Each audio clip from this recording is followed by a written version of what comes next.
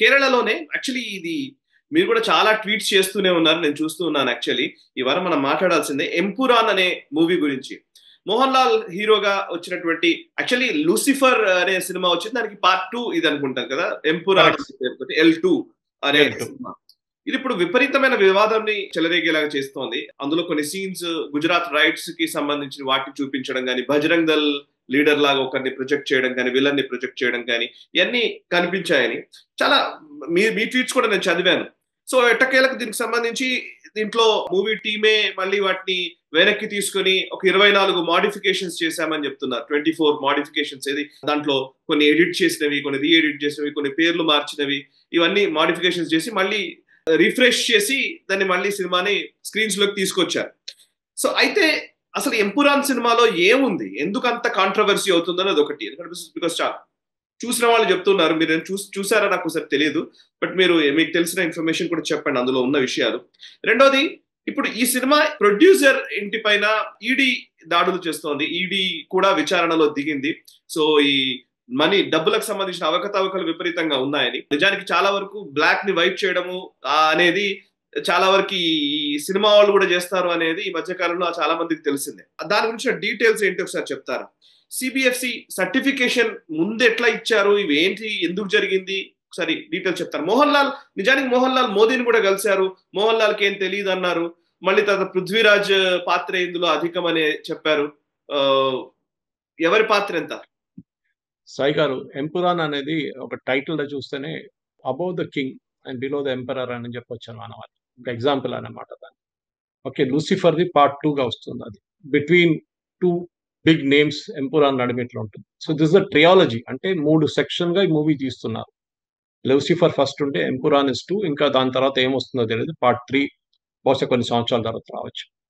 ఈ సినిమా వచ్చిన రోజు చాలా మంది థియేటర్కి వెళ్ళి చూస్తున్నారు. చాలా హైప్ ఇచ్చారు సాయి గారు, చాలా హైప్ ఇచ్చారు. 200 కోట్లు ఖర్చు పెట్టి తీసిన సినిమా, హాలీవుడ్ స్టైల్లో తీసిన cinema, absolute foreign locations, CGI graphics, అంతా ఇక్కడ ఎన్డీటీవీలో వెళ్ళడము, టైమ్స్ నౌలో వెళ్ళడము, ఢిల్లీకి వెళ్ళి అన్ని ఛానల్కి ఇంటర్వ్యూ వెళ్ళడం, బాంబేకి వెళ్ళడం, మీడియాలో ప్రతి చోట ఎక్కడ చూసినా సోషల్ మీడియా ప్రమోషన్ చాలా ఖర్చు పెట్టారు. సో అది సినిమా ప్రాబ్లం ఎక్కడ ఉందంటే, ఈ సినిమా చాలా రోజుల ముందే స్టార్ట్ చేశారు షూటింగ్, కానీ నడిమిట్లో కోవిడ్ వచ్చింది. కోవిడ్ తర్వాత పృథ్వీరాజ్కి ఒక యాక్సిడెంట్ వచ్చింది. దాని తర్వాత యాక్సిడెంట్ తర్వాత ఆయన రికవర్ అయిన టైం తీసుకున్నారు. దీంట్లో మోహన్ లాల్ రోల్ చాలా తక్కువ, చూసిన వాళ్ళకి తెలిసింది. ఈ సినిమా నాకు అర్థం కాలేదు ఏంటంటే, అందరు అడిగేది ఇదే ప్రశ్న, నేను కాదు అడిగేది, అందరు అడుగుతున్నారు. లూసిఫర్ ఎక్కడ ఎండ్ అవుతుందో అక్కడి నుంచి మీరు సడన్లీ గుజరాత్కి ఎట్లా వెళ్ళిపోతారండి? మనం అర్థం చేసుకోవచ్చు. మన తెలుగు సినిమాలో శ్రీకాకుళం నుంచి డైరెక్ట్ స్విట్జర్లాండ్కి వెళ్తారు డాన్స్ లో, అది అప్పుడు కూడా అర్థం చేసుకోవచ్చు మనం. కానీ మీరు ఎక్కడ లేని గుజరాత్ ఎందుకు తీసుకొచ్చారు? దీంట్లో ఒక ట్రైన్ చూపించారు, ట్రైన్ కాలుతుంది. దాని తర్వాత ఒక ప్రెగ్నెంట్ లేడీని శూలం పెట్టి, మన హిందువులు వాడుకున్న ఒక శూలంని తీసి ఆమె స్టమక్ మీద కొడుతుంది, రేప్ చేస్తున్న సీన్లన్నీ ఓపెన్ గా పెట్టారు. మీరు అడగొచ్చు ప్రశ్న, ఎస్, సెన్సర్ బోర్డ్ ఏం చేస్తే ఈ సర్టిఫై చేసిన బేసిక్ ప్రింట్ సెన్సర్ చేసింది Trivandrum sensor board. And tragedy ఏంటంటే, దాంట్లో ఉన్న 5గురిలో 4 బీజేపీ వారు. Okay, BJP representatives. అది ఎప్పుడు అంతే. ఇప్పుడు ముందు కాంగ్రెస్ వాళ్ళు ఉన్నప్పుడు కాంగ్రెస్ వాళ్ళు పెట్టుకుంటారు, బీజేపీ వాళ్ళు ఉన్నప్పుడు బీజేపీ వాళ్ళు పెట్టుకుంటారు. అది అంతే జరుగుతుంది సాగర్ ఎప్పుడు. కానీ ఈ పర్టికులర్ సిచ్యువేషన్, ఈ సీన్ ఎందుకు తీసుకొచ్చారు? ఈ సీన్ ఫస్ట్ 20-25 మినిట్స్ ఇదే ఉంది, గుజరాత్ రైట్సే ఉంది. దాంట్లో అమిత్ షా రోల్ ఒకటి చూపిస్తున్నారు, ఇండైరెక్ట్ గా మోదీ గారు రోల్ చూపిస్తున్నారు. యాక్చువల్లీ అమిత్ షా గారు అప్పుడు హోమ్ మినిస్టర్ కూడా కాదు, నిన్న పార్లమెంట్ లో కూడా క్లారిఫై చేశారు ఆ పాయింట్. ఆ టైంలో నేను I was not even home minister at that time, కానీ ఆయన చూపించారు కావాలని చెప్పి. సో సడన్లీ అక్కడి నుంచి మూవీ మారిపోతుంది, ఇంకా అక్కడికి వెళ్ళిపోతుంది. ప్రాబ్లం ఎక్కడ వచ్చిందంటే, హిందువులకి ఎస్పెషలీ మీరు సరే గుజరాత్ రైట్ చూపిస్తున్నారు, దానికి సినిమాతో ఏ సంబంధం లేదు, లూసిఫర్ తో స్టార్ట్ అయింది. కానీ అక్కడేం చూస్తున్నారంటే, అక్కడ ఉన్న ఒక అబ్బాయి వాళ్ళ ఫ్యామిలీని హిందూ టెర్రరిస్ట్ అన్నారు, హిందుత్వవాదిని చంపిన తర్వాత అబ్బాయి బయటికి వెళ్ళి ఫారిన్ కంట్రీకి వెళ్ళి లష్కర్ ఐఎస్ఐస్ తో కలిసి ట్రైనింగ్ తీసుకొని తిరిగి కేరళకు వచ్చి కేరళని కాపాడుకున్నారంట. ఆలోచించాడు. అప్పుడు ఈ మసూద్ అజర్ పేరు అన్ని కలిపి ఒక టెర్రరిస్ట్ పేరు తయారు చేసి అతను వచ్చి కేరళకు వచ్చి హిందూ టెర్రరిస్ట్ అక్కడ వచ్చి హిందువులు వచ్చి మొత్తం కేరళ రూల్ చేస్తున్నారు, వాళ్ళని తరిమి కొట్టి వాళ్ళు హిందువుల్ని బయట తీసేసి వాళ్ళని కాపాడుకుంటున్నారు మిగతా జనాల్ని. ఎందుకు సాయి గారు చెప్పండి? ఇక్కడ ఎందుకు ఏ కాంటెక్స్ట్‌లో తీసుకొచ్చారు? మీకు ఎవరు ఇచ్చారు లైక్స్? చాలా డిబేట్‌లు జరుగుతుంది. నేనే మలయాళం ఛానెల్స్‌లో ఆల్‌మోస్ట్ ఒక 5, 6 డిబేట్స్ దీని మీద చేశాను నేను. కానీ ద క్వెషన్ ఈస్ సింపుల్. మీరు హిందువులే దొరికారా మీకు? ఇంకెవరు దొరకలేదా? గుజరాత్ రైట్స్ చూపిస్తున్నప్పుడు మీరు గోత్రా ఎందుకు చూపియలేదు? ఇదెక్కడ మొదలైంది అని చూపియండి ఫస్ట్. 56 మందిని ట్రైన్‌లో కాల్చి చంపి యాక్సిడెంట్ అని చూపించారంట సినిమాలో. నేను సినిమా చూడలేదు సాయి గారు. చూడను కూడా నేను. I have decided it is not worth seeing it. But డీటెయిల్డ్‌గా దాని గురించి విన్నాను. చాలా మటుకు సీన్స్ సోషల్ మీడియాలో సర్క్యులేట్ అయితున్నాయి. నాట్ ఫుల్ మూవీ సీన్స్ చూసాను. ఎళ్ళిన వాళ్ళ దగ్గర మాట్లాడాను. వాళ్ళకి కోపమొస్తుంది. ఎందుకంటే ఎందుకు తీసుకొచ్చావు? సరే ఒకవైపు అది ఉన్నప్పుడు, దానికి ఆర్గనైజర్ చాలా సీరియస్ రోల్ తీసుకున్నారు. ఫస్ట్ టైమ్ సాయి గారు ఒక థియేటర్ మీద రాళ్ళు విసరడమో, ఒక థియేటర్ దగ్గర ధర్నా చేయడమో, వీళ్ళదంతా కేరళ స్టోరీ వచ్చినప్పుడు చేశారు ఈ కమ్యూనిస్ట్ స్టోరీ ఈ పనంతా. కాంగ్రెస్ వాళ్ళు, కమ్యూనిస్ట్ వాళ్ళు కూడా చేశారు. కేరళలో స్టోరీ రిలీజ్ చేయలేదు కేరళలో. ఒక్కటే థియేటర్‌లో రిలీజ్ చేశారు అంతే. 'షెనాయి ఎర్నాకులం.' సో వీళ్ళేం చేశారంటే, సోషల్ మీడియాలో హిందువులు ఫస్ట్ టైమ్ వాళ్ళ పవర్ చూపించారు సాయి గారు.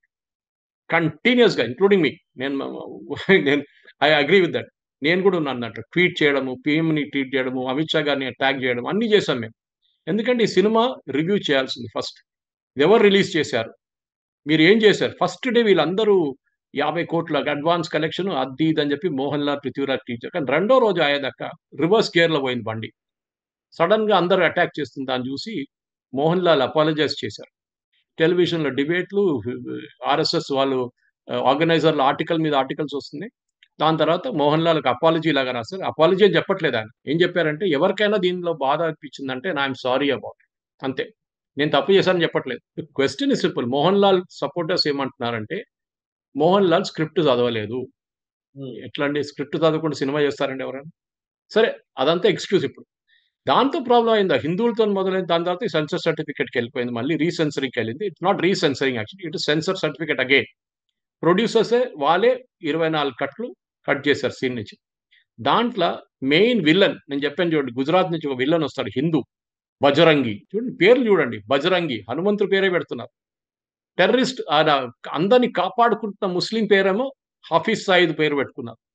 హ్మ్. పాకిస్తాన్‌లోనే కూర్చొని టెర్రరిస్ట్ పేరు. అతను so you are glorifying the terrorist. Correct. ఐఎస్ఐఎస్‌ని గ్లోరిఫై చేస్తున్నారు. లష్కర్ ఎ తోయిబాని గ్లోరిఫై చేస్తున్నారు. ఇది కేరళలో ఒక జిహాదీ కల్చర్ సాయిగా సినిమాల్లో. 'పృథ్వీరాజ్' ఫస్ట్ టైమ్ కాదు ఇది.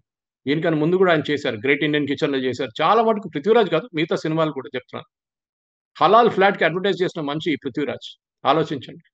హలాల్ ఫ్లాట్స్ అంట. అది నాకు ఇప్పటి దాకా అర్థం కాలేదు దాంట్లో ఏముందని. ఆల్ ఫ్లాట్స్ అవును. హలాల్ మీట్ విన్నాం గానీ హలాల్ ఫ్లాట్‌లంటే నాకు అర్థం కాదు. సో ఈ కేరళలో ఇక్కడ మన ముందు బాలీవుడ్‌లో ఉండేది. మీరు ఫస్ట్ వినుంటారు 'దావూద్ ఇబ్రాహిం' డబ్బులొస్తుండే. 'దావూద్ ఇబ్రాహిం' సెలెక్ట్ చేస్తారు. హీరో ఎవరు? హీరోయిన్ ఎవరు? Music director. దాంతోనే కదా 'గుల్షన్ కుమార్' గారిని చంపేశారు. ఆ కాంట్రోవర్సీతో. మా కంట్రోవర్సీ. కేరళలో మన స్టూడియోలో నేషనల్ స్టబ్‌లో వచ్చి మన 'ఆర్‌వీఎస్ మణి' గారు ఒక ఇంటర్వ్యూ ఇచ్చారు మనకి.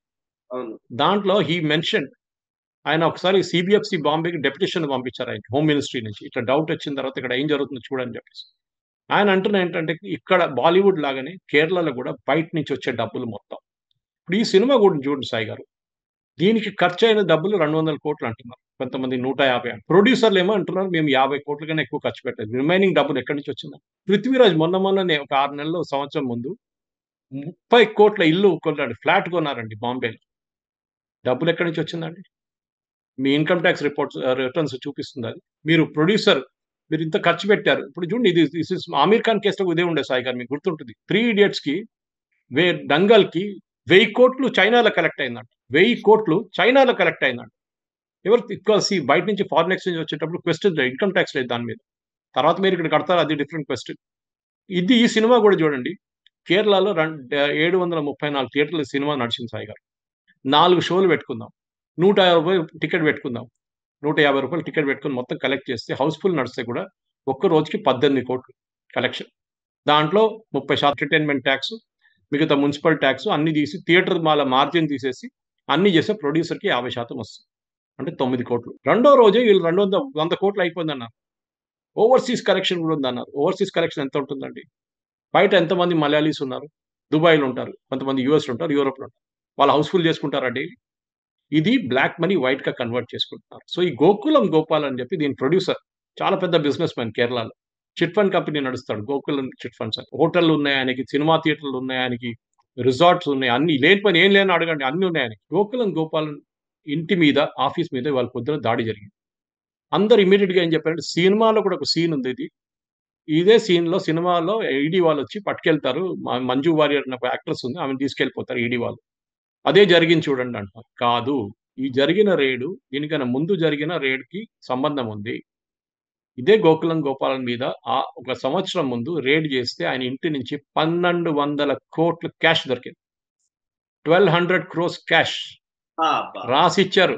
ఎస్, 50% 60% పెనల్టీ కట్టాడు. Black money. మన బ్లాక్ అంటే మనీ అనుకుంటే దాని కలర్ బ్లాక్ కాదు. ఇన్కమ్ ట్యాక్స్ కట్టకుంటే ఇంట్లో పెట్టుకున్నారు డబ్బులు. బ్యాంకులు వేస్తే ఇన్కమ్ ట్యాక్స్ కట్టాల్సి, దానికోసం బ్యాంక్ వాళ్ళు అడుగుతారు ఎక్కడి నుంచి వచ్చిన డబ్బులు అని చెప్పేసి. మీకు సోర్స్ చూపించాల్సి వస్తుంది. ఇంట్లో పెట్టుకుంటారు, దాచిపెట్టుకుంటారు. మనం చూస్తూనే ఉంటాం అక్కడిక్కడ రేట్స్ నడుస్తున్నాం. 1200 కోట్లు దొరికింది సాయి గారు ఆయన ఇంట్లో. దానికి నెక్స్ట్ రేడ్ జరిగిందని మంజుమల్ బాయ్స్, నాకు మలయాళం సినిమా వచ్చింది, మీరు చూసుంటారు బహుశా, గునా కేవ్స్ షూట్ చేసి. మంజుమల్ బాయ్స్ ప్రొడ్యూసర్ ఈయనే మళ్ళీ గోకులం గోపాల్. ఈ కేసులో, ఈ సినిమాలో, ఎంపురాన్ సినిమాలో కూడా ఒరిజినల్ ప్రొడ్యూసర్స్ వెళ్ళిపోయారు. సినిమా కాగానే వాళ్ళు దే లెఫ్ట్, మేము రిలీజ్ చేయం ఈ సినిమా అని చెప్పి. వాళ్ళకి ఏదో డౌట్ ఉండే, స్క్రిప్టో వాళ్ళకి ఏదో తెలిసిపోయింది, this film will create a problem అని చెప్పి ఒరిజినల్ డబ్బులు ఖర్చు పెట్టిన ప్రొడ్యూసర్స్ వెళ్ళిపోయారు. అప్పుడు గోకులం గోపాల్ని తీసుకొచ్చి, ఆయనకి డిస్ట్రిబ్యూషన్ చైన్ కూడా ఉంది కేరళ, డిస్ట్రిబ్యూట్ చేయించారు. ఇప్పుడు మంజుమల్ బాయ్స్ కూడా ఇదే చేశారు సాయి గారు. ఒక చిన్న సినిమాని 150 కోట్లు 200 కోట్లు కలెక్షన్ అని చెప్పి పుకారు లేపారు వీళ్ళు కేరళలో.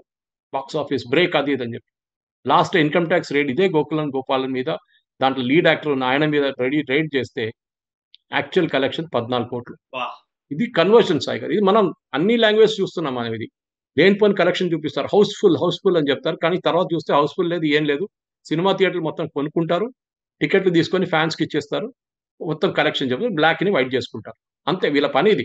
కానీ ఇక్కడ తెలుగు స్టేట్స్లో బయట నుంచి వచ్చే డబ్బులు నాకు అంత I don't think it's happening. కానీ కేరళలో విపరీతంగా ఖతార్ నుంచి, బహ్రెయిన్ నుంచి, ఇట్లాంటి దేశాల నుంచి డబ్బులు సినిమాలు పెడుతున్నారు తీసుకొచ్చి. ఆ సినిమాని ఇక్కడ బాలీవుడ్ లో జరిగింది. కానీ బాలీవుడ్ లో ఇప్పుడు కార్పొరేటైజేషన్ అయిన తర్వాత, for example Yash Raj films కానివ్వండి, కర్మ ఫిలిమ్స్ కానివ్వండి, వీళ్ళందరూ ఫిలిమ్స్ కంపెనీ పెట్టుకున్న తర్వాత they cannot do all this things. అప్పుడు చేయలేరు. ఈవెన్ ఏక్తా కపూర్ వాళ్ళ కంపెనీ ఉంది. ఇదంతా వాళ్ళ సినిమా ఇండివిజువల్ ప్రొడ్యూసర్స్ చేయొచ్చు ఇదంతా. ఇట్లాంటి దానికోసం వీళ్ళు ఇండివిజువల్ ప్రొడ్యూసర్స్ గోకులం గోపాలన్ రాట. సో దీనికి చాలా మంది ఆల్రెడీ అడుగుతున్నారు, డీటెయిల్డ్ ఎంక్వైరీ కావాలి. ఒకటి, ఈ స్క్రిప్ట్ ఎవరు రాశారు?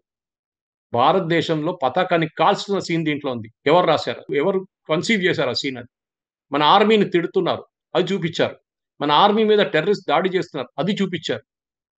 ఆలోచించండి, మన దేశాన్ని ఇన్సల్ట్ చేస్తున్నారు సాయి గారు వీళ్ళు సినిమాతో. దాని తర్వాత ఏదో పెద్ద పెద్ద మాటలు అంటారు వీళ్ళు. సో మోహన్ లాల్ మీద కోపం ఏంటంటే, he is a honorary colonel with the territorial army. Mohan Lal ఎట్లా ఈ సినిమాలో యాక్ట్ చేశారు అదొకటి. పృథ్వీరాజ్ రోల్ అయితే చాలా సస్పెక్ట్, ఇప్పుడు కాదు. ఆయన అన్ని సినిమాల్లో ఒక జిహాదీ ఎలిమెంట్ ఉంటుంది, అది కన్స్టెంట్ ట్రీట్ అనమాట. కానీ ఇప్పుడు ఇదంతా జరిగిన తర్వాత వాళ్ళ మమ్మీ వచ్చి స్టూడియోలో కూర్చొని ఏడుస్తున్నారు, మా కొడుకు చాలా ఇన్నోసెంట్, మా ఏం చేయలేదు అది ఇది అని చెప్పి. మీరు ఏం చేయకపోతే భయపడుతున్నారు ఎందుకండి? రానియండి, ఎంక్వైరీ రానియండి, అప్పుడు మీకు తెలుస్తుంది. ఈ స్క్రిప్ట్ ఎవరు రాశారు? మురళీ గోపి అని చెప్పి ఎస్టరియస్ ఫేమస్ యాక్టర్ ఉండే, భరత్ గోపి అని చెప్పి, ఇవన్న నేషనల్ అవార్డు, వాళ్ళ కొడుకు. That fellow wrote the script. కానీ వాడేమంటాడు, నేను రాసిన స్క్రిప్ట్ ఇది కాదంటున్నాడు. స్క్రిప్ట్ మార్చేశారంట. మోహన్ లాల్ ఏమో ప్రివ్యూ చూడలేదు అంటున్నారు. అన్ని షేడీ ఉంది సాయి గారు కంప్లీట్. ఈ సినిమా బేసిక్లీ ఒక యాంటీ నేషనల్ మూవీ. భారతదేశం మీద ఇన్సల్ట్ చేయడానికి, మన ఆర్మీని ఇన్సల్ట్ చేయడానికి, మన ఈడీ చూపించారు దాంట్లో. ఎన్ఫోర్స్మెంట్ డైరెక్టర్ కార్తో సహా, నంబర్ ప్లేట్తో సహా చూపించారు. వాళ్ళు కేసేశారు. ఇప్పుడు ఈ కట్ సీన్స్ లో అదొకటి సీన్ తీసేశారు. దాన్ని బజరంగి పేరు మార్చేశారు. సురేష్ గోపి పేరు పెట్టారు థ్యాంక్స్ చెప్పడం, అది కూడా తీసేమన్నాడు సురేష్ గోపి, నాకు అక్కర్లేదన్న. సో మనం బేసిక్లీ ఎంపురాన్ అనే movie kind of opened up, English చెప్తారు క్యాన్ ఆఫ్ బోమ్స్ అంటారు. మొత్తం పురుగులు బయటకు వచ్చినాయి అన్ని. ఇప్పుడు దాని డబుల్ రిటర్న్ ఎట్లా తెలియట్లేదు వీళ్ళు ఎవరికి. కానీ డెఫినెట్గా దీని గురించి ఎంక్వైరీ రావాల్సిందే, దీని డీటెయిల్ ఎంక్వైరీ చేయాల్సింది. దీంట్లో ఎవరు డబ్బులు సంపాదించారు, ఎవరు ఏం చేశారని చెప్పి చాలా క్లియర్గా జరగాల్సింది సాయి గారు. ఇది మన తెలుగు ఫిలిం ఇండస్ట్రీలో కూడా ఉంది, ఈ బ్లాక్ని వైట్లో కన్వర్ట్ చేయడం. ఇక్కడ కానీ అంత పెద్ద ఇండస్ట్రీ కాదు, కానీ తెలుగులో మనం చూస్తే పెద్ద పెద్ద సినిమాలు చేస్తున్నారు. దేర్ ఇన్ఫ్లేటెడ్ కలెక్షన్స్ చూపిస్తున్నారు. కానీ okay, we can still have the element of doubt. ఇట్లాంటి యాంటీ నేషనల్ చూపించట్లేదు. పుష్ప ఉన్నాయండి, ఎక్కడైనా ఉన్నాయండి, they are not showing any anti national things. But very importantly, చాలా ఇంపార్టెంట్, కేరళలో ఇట్లాంటి సీన్స్ ని ఆపడానికి టైం వచ్చేసింది సాయి గారు, చేయాల్సింది. ఈ వీడియో మీకు నచ్చినట్టయితే లైక్ చేయండి, 10 మందికి షేర్ చేయండి. అలాగే కామెంట్ల రూపంలో మీ అభిప్రాయాలను మాతో పంచుకోండి. Nationalist hub group of channels ను సబ్స్క్రైబ్ చేసుకుని తెలుగునాట జాతీయవాద జర్నలిజాన్ని ప్రోత్సహించండి. ఈ వీడియో కింద ఉన్న బెల్ ఐకాన్ పై క్లిక్ చేయడం మర్చిపోవద్దు.